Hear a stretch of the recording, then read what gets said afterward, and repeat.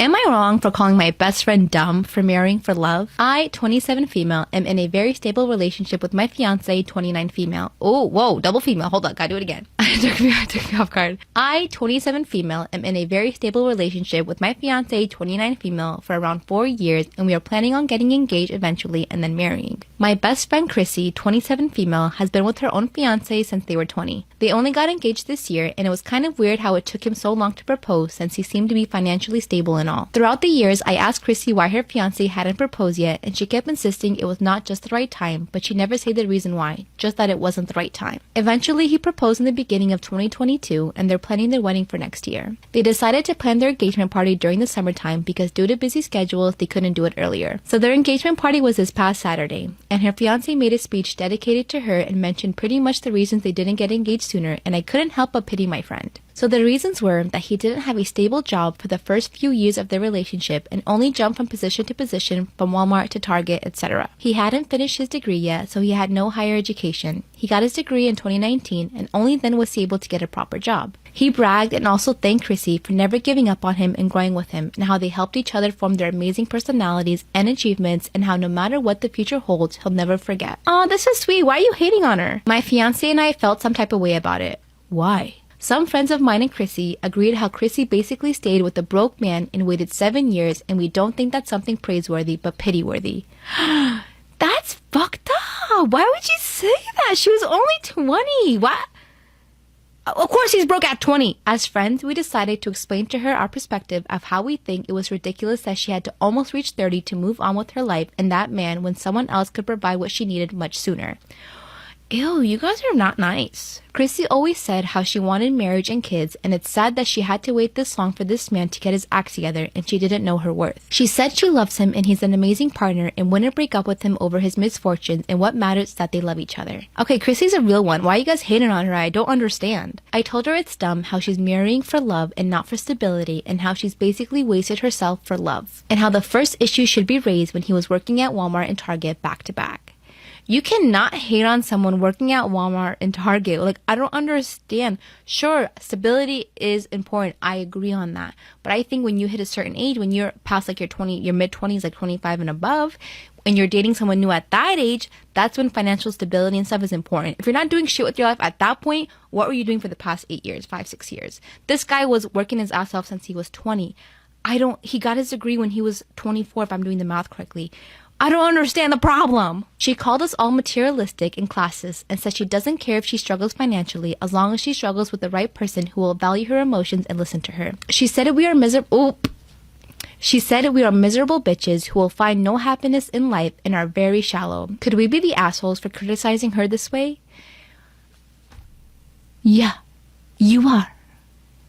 Am I wrong for telling my sister I will no longer give her my breast milk? I, 28 female, had a stillbirth 5 weeks ago. My sister gave birth to a healthy baby boy 4 weeks ago. After my stillbirth, I was producing milk and pumping, and my sister couldn't breastfeed after her son was born. Formula shortage was awful, and I was literally throwing my milk away, so I offered it to my sister, and she gladly accepted it. I was advised by the doctors to pump for 3 weeks after the stillbirth to prevent problems for me. And then stop. Otherwise, I just keep producing milk. Due to the formula shortage, I had been pumping for 5 weeks now to give the milk to my sister. Now that there is more formula in stock and she has been able to go buy it, I told her I'll stop pumping. She told me her son has stomach problems after the formula and asked me to keep pumping. I told her I emotionally cannot handle it any longer. She said I am being selfish and she already has to feed her son by bottle because she at first suggested I just nurse him for his daily feedings at least. We live next door and I refused. I told her I am sorry and I can pump for a few more days so she can put some in the freezer and have some backup until she finds a better formula for her son. But she said breast milk is the healthiest and I should just help her out. She called me a selfish asshole and said that I am the embodiment of misery loves company. What? How can people say this to their own sister? My mother feels I should help my own sister out. My husband said my sister is way out of line. I feel really awful because I could still help her out and I know she needs it. Oh, heck no. You did her more than enough by giving 5 weeks of milk when you were supposed to stop at 3. And she's, the entitlement is like blowing my mind. If she wants to give her kid breast milk, she needs to try harder to feed him. Like, why is she putting that on you? Do you know how much of a strain it is on your body, on your day? You have to go about your whole day going around trying to pump because you're producing. Oh, get out of here. She needs to take a chill pill. Am I wrong for walking out of the baby shower my in-laws threw for me? The situation is kind of a mess. I, 27 female, and expecting my first baby with my husband. This is the first grandchild in the family, and they said that if the baby is a boy, then we'll give him my father-in-law's name. He's dead due to cancer, and I had no problem with that. This happened before we found out the gender of the baby. My husband and his family had me do things like attend prayers and do other rituals before the reveal at the doctor's. I didn't like that, but went with it to keep the peace. They thought if they do some hubba lubba, they can decide the baby's gender. Doctor appointment came and it turned out to be a girl. My husband cried in the car, then turned his phone off to hide from his family, then finally told them. If my husband cried tears of sadness that we were having a girl, not a boy, I would be livid. Continue. His mom and the others made their frustration and disappointment clear, which bothered me because my daughter deserved to be celebrated. They ghosted me for days, then started coming over and visiting constantly, referring to my daughter as my son, claiming the results were false and basically pretending it's a boy. I had several fights with them, and after they refused to stop, my husband sided with them despite seeing how wrong and unreasonable what they were doing was. We didn't speak for a while. Sister-in-law called to apologize, then informed me she arranged for a baby shower for me. I was so excited and happy, but when I arrived, I saw blue balloons, blue cake, and father-in-law's name/decorations around. I was so confused I had to sit down. My sister-in-law explained that they were still hoping that my gender results are false and it's a boy. I looked at my husband and he agreed with her. I lost my temper and yelled at them all, calling them delusional and telling them to stop treating my daughter like she's unwanted and act like she doesn't exist by throwing a party for their imaginary grandson. Mother-in-law broke down crying. I took my bag and walked out immediately. They started yelling and my husband followed me outside and started arguing about how I insulted his family and his dad's memory by acting like that. He said they needed time to process the fact that it's a girl, not a boy, as they expected and insisted I play along and they'll soon get over it. I told him to wake up and see the insanity to his family's behavior. I said absolutely not and demanded he take me home. He said no, so I called an Uber and left. He was fuming. He called 15 times, then texted that he won't be coming home until I get my ass over and apologize for ruining everything they've done for me and accusing them of being mentally unstable. I haven't responded yet, but he's constantly pressuring me to get right with his family before we even talk about anything else. Oh my god! How many red flags do you need to see before you can run away? Oh my god, he's crazy. And another thing, the woman doesn't determine the gender of the baby, it's the man. Like, and as a pregnant woman, I would be pissed. My fist would be rolling. Oh my god, that would just make me cry.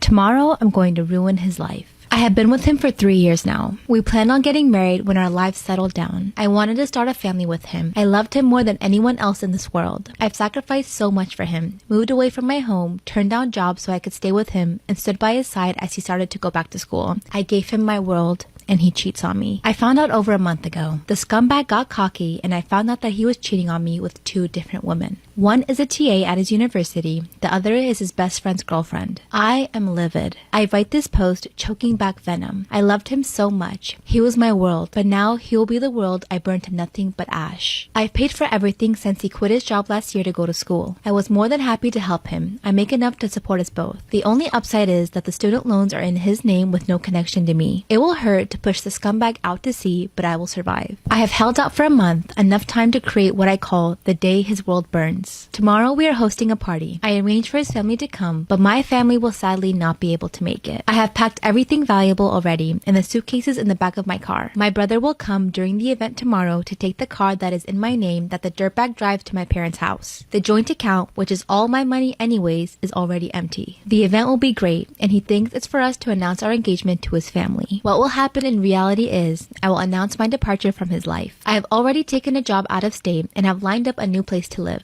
I will start by telling everyone what he is into. The screenshots of him asking his friend's girlfriend to piss on him and many other fantasies his degenerate mind came up with will be passed around. I will hand him the notice to vacate as I have already broken our lease. We will need to be out by the end of the month. I will then end off by informing him that I have already reported he was sleeping with the TA from one of his classes the previous semester to the university and that I am sad I won't see the fallout from that. His friend also has a message for him that I will deliver, informing him that his friend group will never want to see him again as well. And with that, I will leave. I will not look back. I will set his life on fire and walk away. Damn! But you know what? Bravo to you. Because if you're going to break up with someone and you really want it to hurt, this is how you do it. Calm, collective. She gave herself time to really process everything and didn't really just do it off pure emotion and gave herself a really good setback plan to go back home and she already has a job lined up. That's how you do it. I know it's hard, but like, we need an update.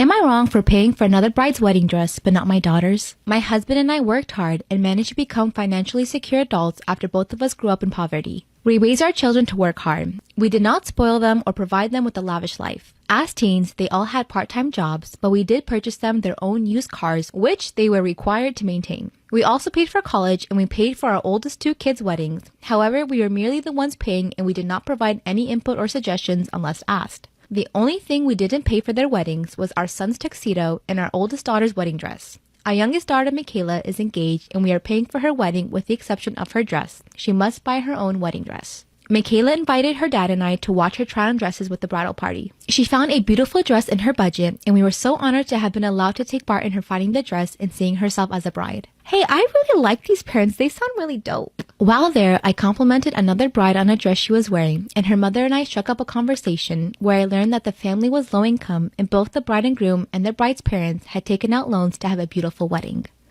I 100% disagree with people who have to take out loans to have weddings. Don't have the wedding. Have a party in your house.